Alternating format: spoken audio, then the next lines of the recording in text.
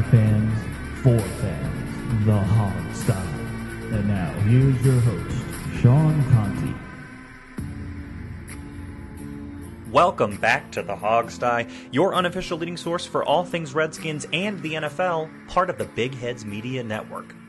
The Redskins earned their second win today against the Lions in one that didn't go anything like I imagined it would. We're going to talk about it next after a quick word from our sponsors. Don't go away.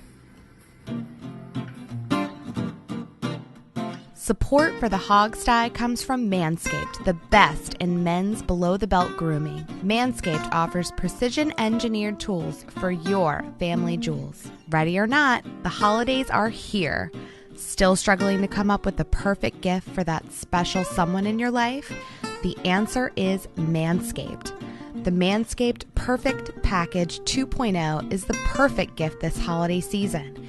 It includes the Lawnmower 2.0 trimmer, the Crop Preserver anti-chafing deodorant, and the Crop Reviver toner spray, which is infused with cooling aloe vera to keep you from sweating, sticking, and smelling. Trust me, she will love the manly scent of these products. It even comes with a pair of Manscaped boxer briefs to keep you feeling fresh all day long. Manscaped has redesigned the electric trimmer. Their new Lawnmower 2.0 has proprietary advanced skin-safe technology to prevent nicks and snags, has a rechargeable battery, and it's waterproof so you can use it in the shower. Stop using the same trimmer down below that you use on your face. So what are you waiting for? Head over to manscaped.com now and get 20% off your order and free shipping by using the code BIGHEADS. That's 20% off with free shipping at manscaped.com. Promo code BIGHEADS.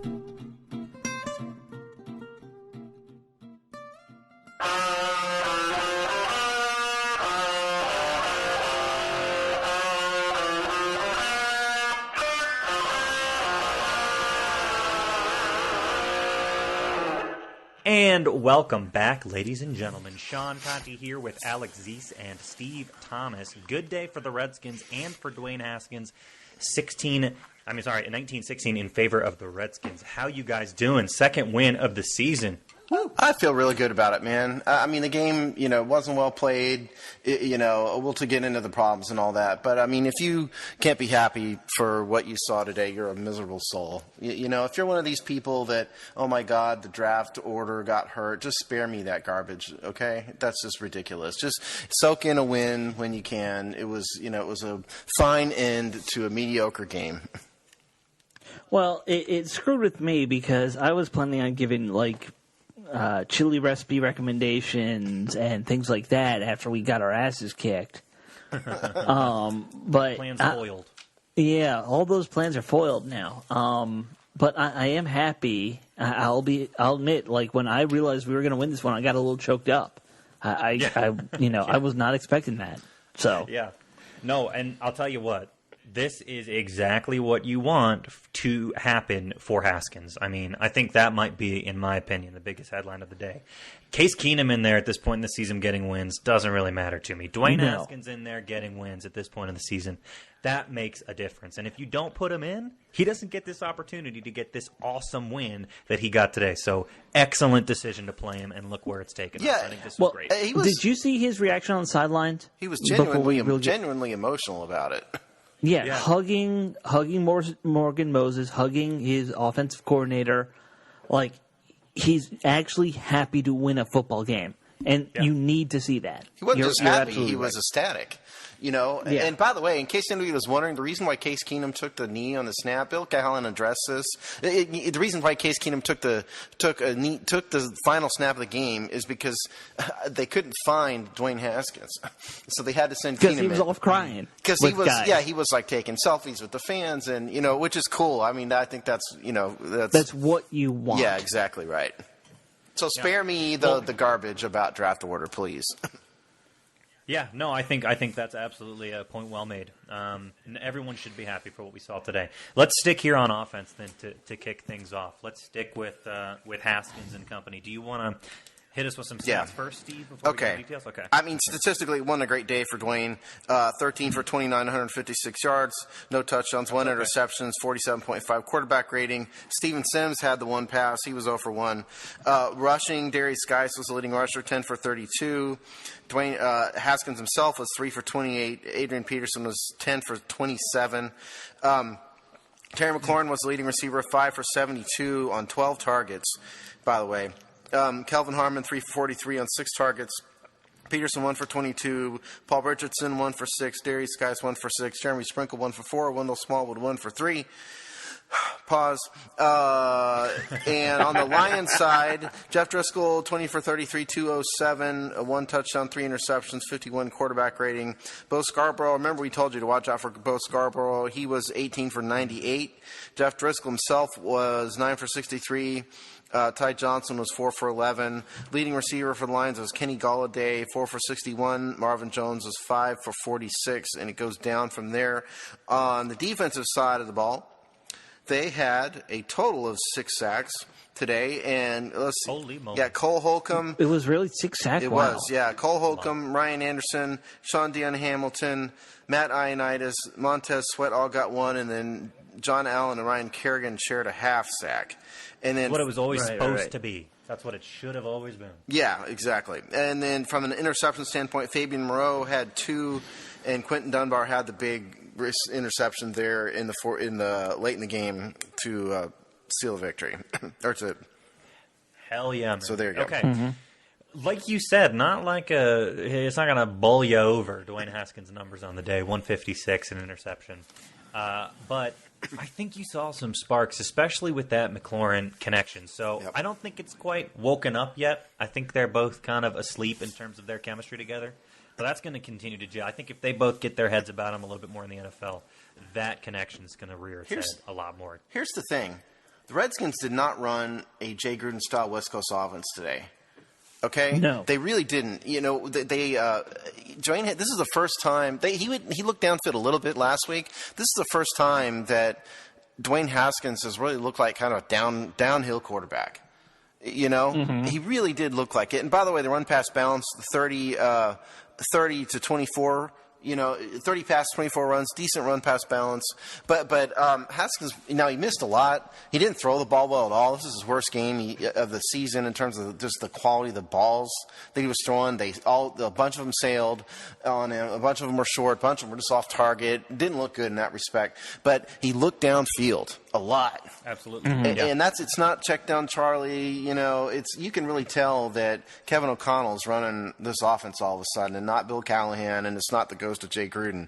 It was distinctly different today, and if Haskins will have better days throwing the ball, and if he does that, it'll look really good. They should have truthfully blown the Lions away.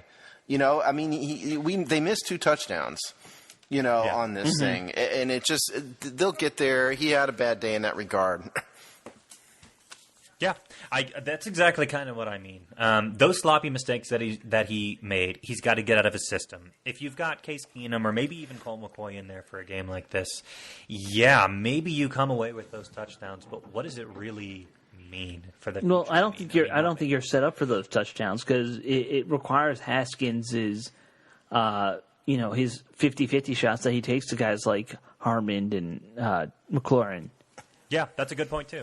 You got to take the shots, and absolutely, like Steve said, I think we saw them actually taking them today. Tell you what else I saw, especially we got to mention the return touchdown in the first half too. But it just seemed like everyone had fire under them today. I mean, from the kick return that gets fumbled that he picks back up and runs all the way down for a touchdown to the defense who they're trying to get their hands up all game, trying to bat passes down.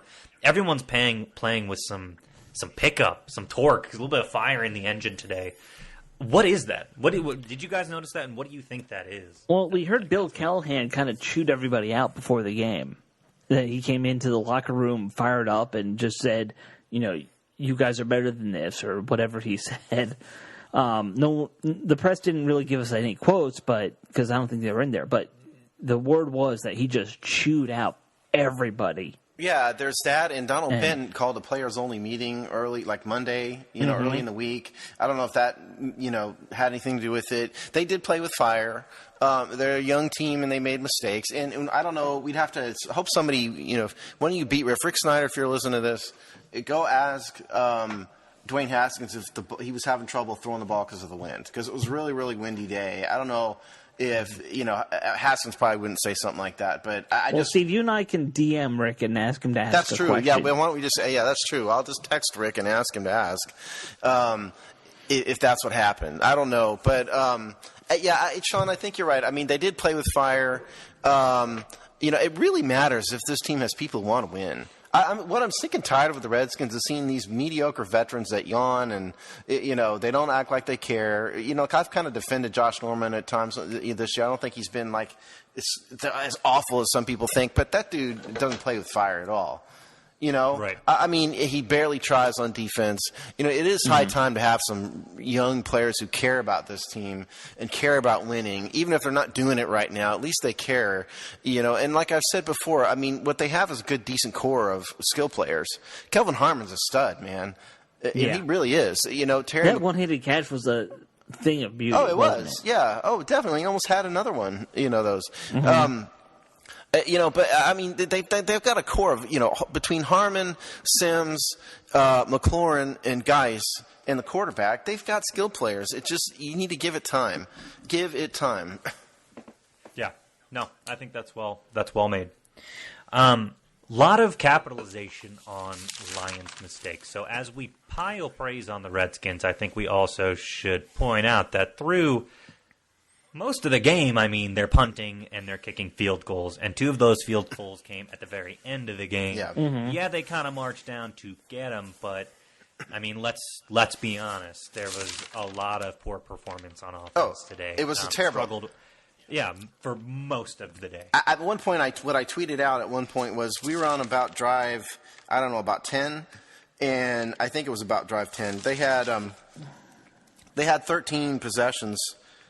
Really 14 if you count the Sims TD and then the clock play at the end. And at one point, only 3 of those drives had gone for more than 10 yards. Right. And that was before the comeback at the end of the game, in the second half of the fourth quarter. But they really looked just atrocious. And a big part of that was that Haskins kept missing the ball over and over and over and over again. That killed a lot of drives.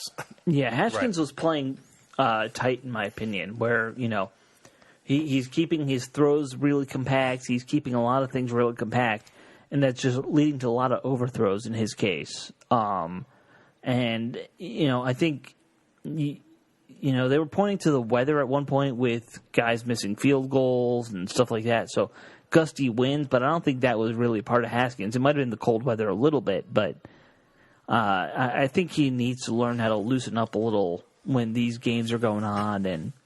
It's just the weather conditions aren't going to be ideal for a passer. I mean, at some point in time, that's going to happen. It's going to take him a year or two to do that. I mean, he's going to get to the point where a win over the Lions isn't going to be have him crying. And I applaud him for showing the emotion. Don't get me wrong, but hopefully he's going to get to the point where that's par for the course. Right. He was really tight. Yeah, I mean, none of us are enough of a quarterback expert to know if the passes were sailing because he was kind of tight, and anxious because, that happens. But we're just, especially without having watched the All-22 film, it's hard to know right now, especially for us. I'm always watching like shoulder to elbow motion, and that's where it looked tight to me. Well, and let's not forget what's ironic about that is last week he was almost too loose. He was taking jump shots. Yeah, that's true. That's very true. That's a good point. So it's like maybe he overcompensated. He heard some of those criticisms of form, and he maybe overcompensated too much. Dwayne, ignore us. Whatever we say, just ignore us and play. Yeah, find that sweet spot in the middle. I don't know. What else? What else can we say about Dwayne? I mean, as great as it is to get a second win, he's crying, he's emotional. We're all happy. Gonna need to see a hell of a lot more. Yeah, but today was a step forward, though.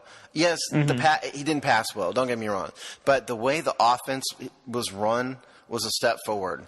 Because those plays were called in such a fashion that it wasn't just, you could easily take him and just go, check down, sure. over and over and over again. And frankly, that's what Jay Gruden would have done. But the fact that they let this guy throw downfield repeatedly, even if he missed and didn't quit on it, I think really showed a sign that things are progressing. Yeah. You know what I saw was, as opposed to his other starts, he didn't really look nearly as lost as he has before. And I think that's a big step forward. Like, he wasn't good necessarily on a lot of those passes, but there were no points in which I was like, he completely has forgotten what the play is. He's just trying to avoid a pass rusher and throw the ball downfield. Well, there were no pre-snap kind of mix-ups, Right. nothing like that. Exactly. Yeah. Exactly. Yeah. Let me ask you guys this. What's going on with Geist and AP? Why the sudden complete silence from them? And what's the deal with AP on the season, by the way? Is he just phoning it in at this point? No, I mean, listen, I thought he ran pretty well, and he got, the one long pass. 3 yards a carry isn't bad, and you're right, he had a long of 11 or whatever, but is that really the AP that we've come to know on the Redskins? Geist didn't do any better. I don't think there's any problem with him. I mean, they didn't run the ball well today. I mean, the offensive line did not do well in opening up holes. I didn't see any attitude problem from Peterson or Geist, and, and Peterson's one that's very vocal and not afraid to just, say what he feels, as he's done this year. So I don't think there's a problem, and I think they're doing the right thing by splitting carries. It was 10 carries and 10 carries today. It's the right thing to do. If anything, it needs to be more to guys. Yeah, I like that balance. That's a nice balance. Yeah. I have no problem with the committee approach with those two. I agree with that. I would say the one thing that I pick up on really quickly is their tendency to try and run out of a shotgun, which is not effective at all with this line and with these running backs. Like, I know they're trying to keep it balanced and say, oh, we're in shotgun, we can still run. But if you're getting minus 3 yards on a run, there's no point in running out of shotgun. Well, you have to, though, Alex. I mean, they have to do it sometimes. Otherwise, you're telegraphing the plays. And they were telegraphing it enough already. Early in the game, they were, it was, running first and second down repeatedly over and over and over again, and that needs to get better. So, I mean, if not only you're running on first and second down and then you're always throwing out a shotgun, I mean, we could diagnose that, and we're idiots. You have to mix it up. But I'm just saying, if all your runs on shotgun are outside tackle and neither of your running backs can do outside tackle runs in shotgun, it's not a smart move.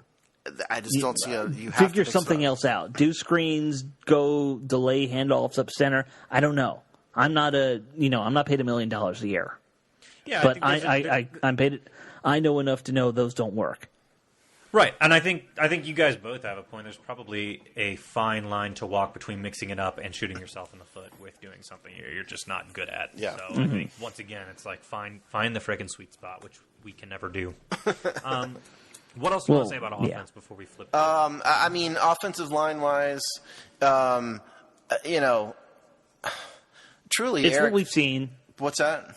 It's what we've seen for the last couple games. Truly, Eric Flowers might be the best offensive lineman they have this year, which is kind of amazing. I mean, Brandon Scherf weirdly hasn't been himself all year. He's had moments of where he's looked like the Pro Bowler that he is, and he's had moments that he doesn't. He's gotten a ton of penalties. It's really weird. I wish somebody would sit down and ask him. Maybe we ought to try to get Scherf on the show and do that. I don't know, but.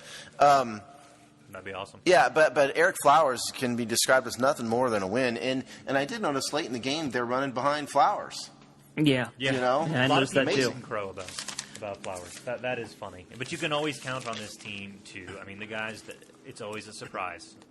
It's the person that should do well doesn't. The person that doesn't do well does. We win the games we shouldn't, etc. I mean, that's the rest. And the other thing to say about this offense right now, and it manifested today, is the lack of a tight end just really hurts because they basically don't have a tight end.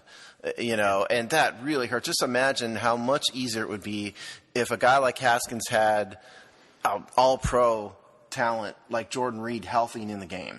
It would make such a big difference. We talk about the tight end, but just an inside guy still. I mean, Trey Quinn, that ball was a little off on that third down pass that he was, targeted on. But I can't help but think that a better slot receiver would have caught that. Landry would have caught it. Yeah, Crowder would have caught that. There's a couple guys who would have caught that. I mean, I don't see why he's starting over Steven Sims. I don't get it. You know, Well, he might not be after today. maybe not. Yeah, Yeah. maybe not. Because you can't. Give him I mean, something to do. Alex made this point like 2 shows ago. I think you can't have Sims just be the full-time gadget guy. You know, because if you do that, every time you see him in the game, you're telegraphing what happens. You know, if there was like a weakness in, I love Brian Mitchell, so don't get me wrong. I'm not slamming B. Mitch for this, but back in the day, you always kind of knew when B. Mitch came in what was going to happen, and he was just good enough to make it work. You know, because that was a great team, and B. Mitch ought to be in the Hall of Fame himself. But you kind of telegraphed it, you know, when he was in the game, and that's what happened. Wherever he was getting the ball, right? Yeah, exactly. And again, it worked because they were a great team, and B. Mitch is a great running back. But that's not the Redskins. You know, and I think they need to make Sims the full-time slot guy and just have him in there even when he's not getting the ball, for God's sakes. And that happens a little bit sometimes, but he needs to be slot starter. You know, He should be your dynamic. starting slot guy, Yeah. your go-to safety valve player. That's what he should be. This is totally random, but again, our buddy Rick just tweeted out that the Redskins said the attendance was 57,754. Oh, that's a lie. Wow. Yeah. Really? So, yeah. Redskins just don't. That's pretty shameless. Now that 5 should be like a 2, the first 5. It should be like 27,000. they might have sold that right. many tickets, and that's probably what they'd say they're measuring. You know? Oh, yeah, they're measuring ticket sales, of course. Yeah, but in terms of like butts through the turnstile, if there's 30,000 there, I'd be surprised. Yeah. I agree. Yeah. Okay, let's do a little defense then. All right. Wow, what a day on defense. Like I kind of said at the beginning of this, it's like they're functioning finally like the unit that they were advertised as and that we expected them to be. So what's going on with the defense? Why is it open season for Driscoll today? Well, I have a hot take of hot takes while Steve formulates his thought, and that is that ahead. you benched the worst player. What's that? They benched the worst Oh, player. the worst player. Yeah, right. And that was Josh Norman. Makes a He huge was the psychological weakest difference. link of the starting 11, and they put him on the bench. I thought Fabian Moreau in the slot was the weakest link. He did play better. but they put him on the outside, and he was good. And that's not a surprise. That's where he played at UCLA. You know, but yeah, I mean, you know, what we didn't see. That was kind of where I was going with this. Actually, Alex, is what we didn't see is a ton. We saw maybe one coverage mix-up today, but you normally see 5 or 6 of them, and they normally go for touchdowns. Right. You know, and they did play a lot better. I don't think Jimmy Moreland is necessarily ready right now, but the man does have skills, you know, and He's a good depth guy right now. Yeah, and he's a playmaker and all that. I mean, I think in the next 5 games, what they need to do is figure out if Fabian Moreau can be a competent starter on the outside, because if he cannot, they'll need to draft a cornerback. You know, and as far as I'm concerned, Josh Norman needs to never see the field again. After the effort I've seen from him the past 2 weeks, and I think it was, I'm going to miss the credit on this, one of the beat writers, I can't remember who, tweeted out what was obviously like what I do, is like when you film the screen with your phone of one of the field goals, and Norman was in on field goal coverage, never moved at all. I feel like he was in his stance, didn't move from his stance as the ball was kicked. At least I can't remember if it was Kareem or Craig. I saw you tweet that. Yeah, I don't think it was either of them, but it was one of them. It definitely wasn't Kareem. But somebody, one of you guys, I can't remember the credit, but I mean, the man didn't move. At least make an effort, you know? Well, He's done. Yeah. I'm going to give him like some special teams credit. His assigned role might have been to watch for the fake, but that's about it. Yeah, but you got to understand, the man didn't move. Literally didn't move. It was like he was glued to the ground. He was in a squatting position, and then he stood up. That was the extent of what he did. And he only stood up after the ball was kicked. Right. You know? Well, we've seen there's a whole compilation on YouTube of lowest effort plays in NFL history, and guys, it seems to happen when they're just done playing with the team when it's gone sour. You see that sometimes where a dude just gets out there and he's just planted. He's not moving. He's not playing. I mean, it's one step above what Trent Williams has been doing to us. Well, this year. I don't want to give too much, foreshadowing to my game balls, but Norman's been like this for like 2.5 years now. So I'm really okay with them benching him. This year went to another level of bad, I think. But in terms of the other play, I think we saw a much more motivated John Bostic for some reason. He seemed to be all over the field. He got his ass chewed out by Bill Callahan. Somehow that worked. Yeah, that might be true. Tim Settle's a full-time starter looked good. Because remember, Deron Payne wasn't out there, and Tim Settle started inside. So it was Allen and Ioannidis on the edges and then Settle in the middle, when normally it would have been Payne in the middle. So that worked very well. Well, one thing I want to point out, and I saw this on one of the sacks, and it was a very weird lineup where they had Sweat and Settle basically over the center guard gap.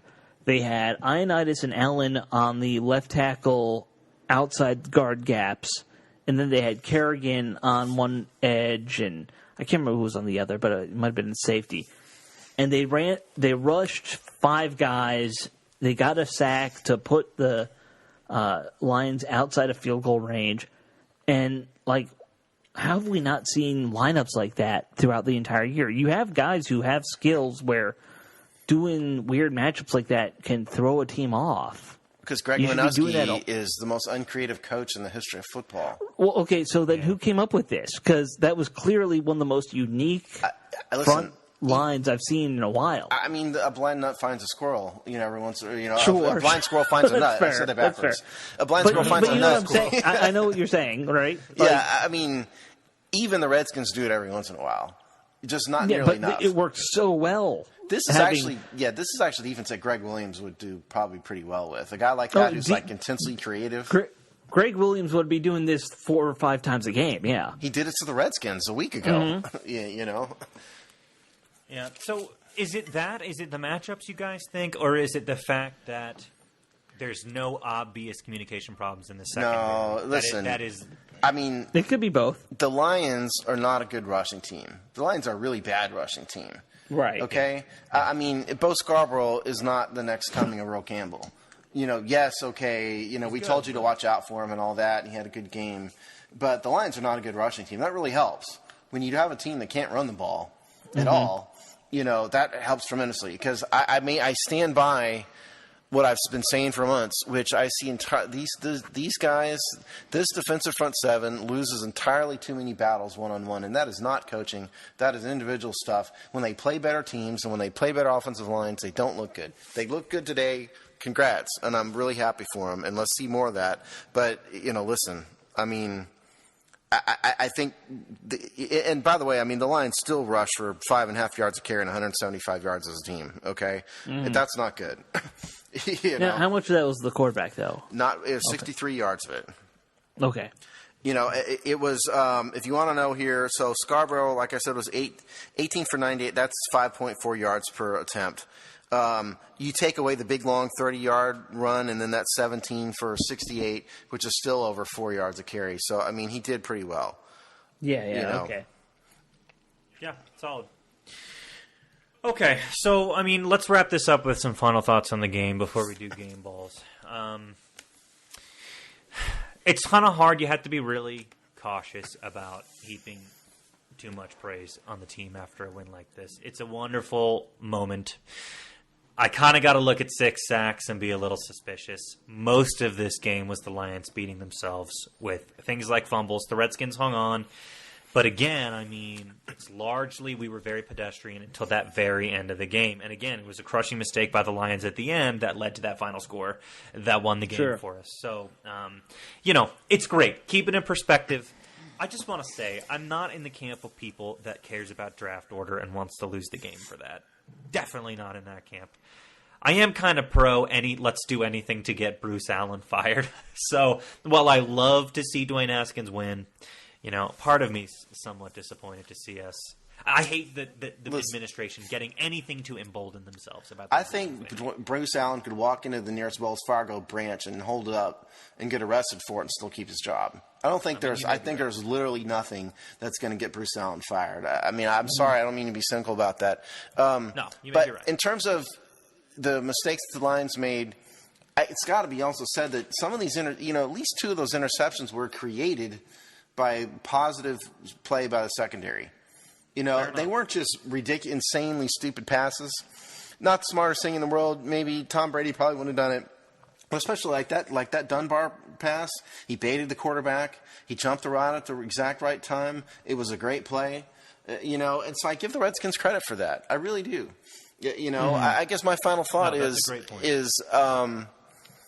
I mean, offensively, they got it together at the right time for some reason. And I've noticed Haskins has done this 2 weeks in a row now. They lost the Jets game, obviously. But he had a good fourth quarter against that team. And he had another did what good, he needed to do. Yeah, it's like he kind of gets it together halfway through the game for some reason. Or, 3/4 of the way through the game for some reason. It's kind of weird. And then I guess defensively, my final thought, they're kind of lucky they played the Lions.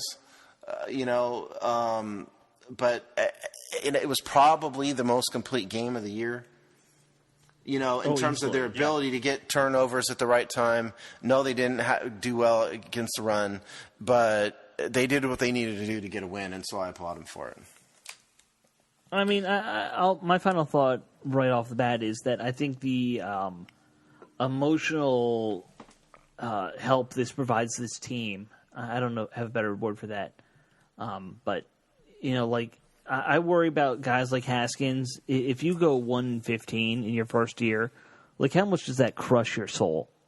And the ability to say, all right, we won a game, helps a little bit. So, there is some of that to this game. I think the defense might have played the best game they played in 2 years. So I'll give them some credit there, too.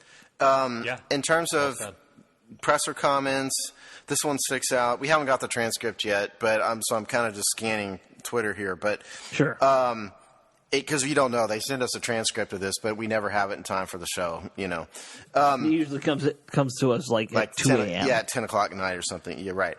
Okay, so Bill Callahan addressed Josh Norman, said he didn't start Norman because he's been playing hurt. Said it was Norman's decision as to whether he'd be active today, but also said he wasn't sure if Norman would return to the starting lineup once healthy. So there's that. I already told you guys that Callahan said they couldn't find Dwayne Haskins at the end of the game, which is, I think, hysterical. That's funny. Yeah, I think that's pretty hysterical. That's pretty funny. You just go look. He's off taking selfies, Coach. Right. Okay. Haskins did address. They did ask. This is from Finley. Okay. Sorry. No, I'm doing this on the fly here, folks. Haskins did say that he would play the game with a hurt wrist, so watch for that, and said that was a problem on some of the missed throws. So keep an eye out on that. From an injury standpoint, the big one was Ryan Kerrigan. Had a concussion. Right. So what we may see, folks, is Ryan Kerrigan miss his first game. Because my goodness, folks don't normally come back from a concussion 1 week. So that was the big injury. Fabian Moreau was out and came back in. DeShazer Everett went out with a head injury, and we don't know his status. So for next week, we'll watch for Kerrigan and Everett to be added to the injury list. That's injuries. Wow. All right. Got it. Okay, well then let's do this. Let's do some game balls, folks. I'll lead us off. All right. Shoot. Okay. Tempted to give it to McLaurin just because I love the potential there. He's gotten enough, though. So going the next obvious choice there with Sims. 2 returns, 124 yards. Hell yeah, one of them being 91. So both 2 good returns, and obviously you've got the huge one. That's great. That's exactly. He drops the ball, picks it up, runs it in, gets the score. That's the kind of no quit you got to see. Defense, a lot of people getting sacks today. You know what? I'm going to give it to Matt Ioannidis. Welcome back, buddy. Way to wake up finally. Good to see you again. You ready, Alex? All right, I got mine. Sure. So on offense, Sean already did mine with Sims. So I'm going to go with the guy who kicked the game winner, and that's Dustin Hopkins.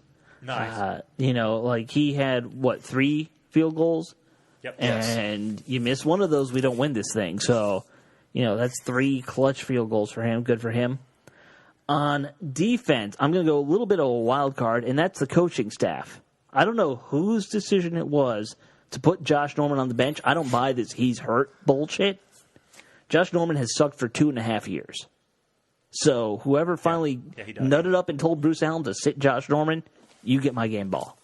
Okay. I'm going to give Dwayne Haskins the game ball on offense, not because he had a great game, but he led the team when it mattered. I think game-winning drive. He gets it. Sure. He set a tone that the young guys at least are following. You know, Yes. he's setting a tone of we care. They could have easily mailed this game in.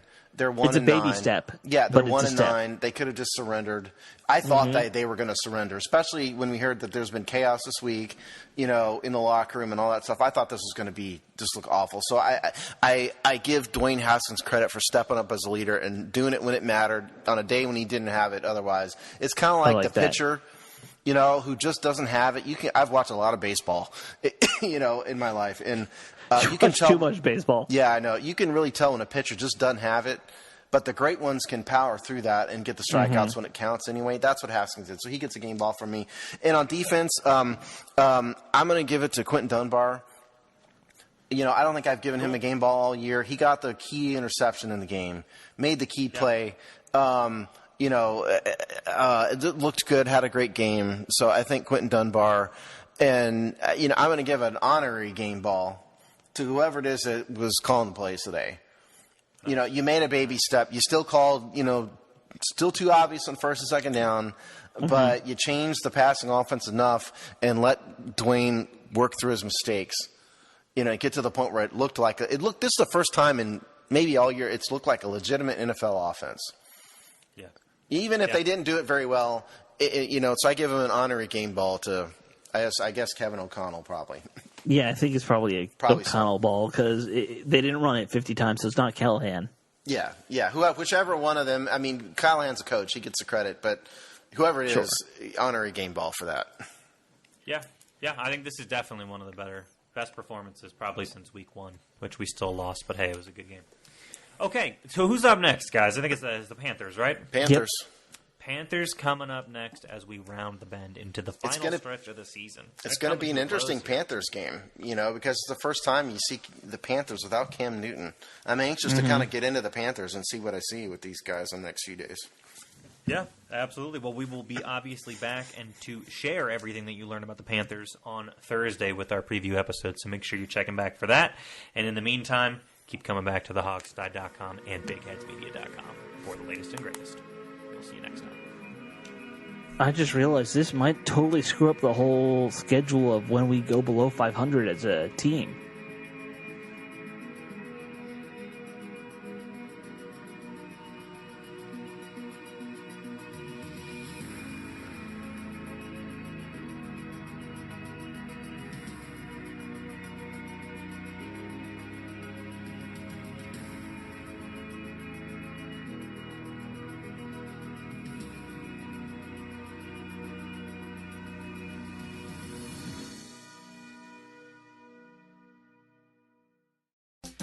Hey, I'm Zach, And I'm Kevin. and we're the hosts of the Rinkside Podcast. We were annoyed by the lack of hockey coverage on local sports radio and decided that we were stupid enough to try and provide some ourselves. We have what we call the Rinkside Guarantee. We guarantee that the podcast you're currently listening to is better than ours. We are literally just two halves of one whole idiot trying to fumble through covering the Detroit Red Wings, the National Hockey League, and hockey in general. Check us out on Facebook and Twitter at Ringside Pod, and subscribe to us on all your favorite podcast providers. Every time you listen to our podcast, it brings us one step closer to our ultimate business goal of purchasing the Arizona Coyotes and then moving them to Detroit. What? Now, back to your regularly scheduled programming, or just another commercial. We aren't the ones who make those choices.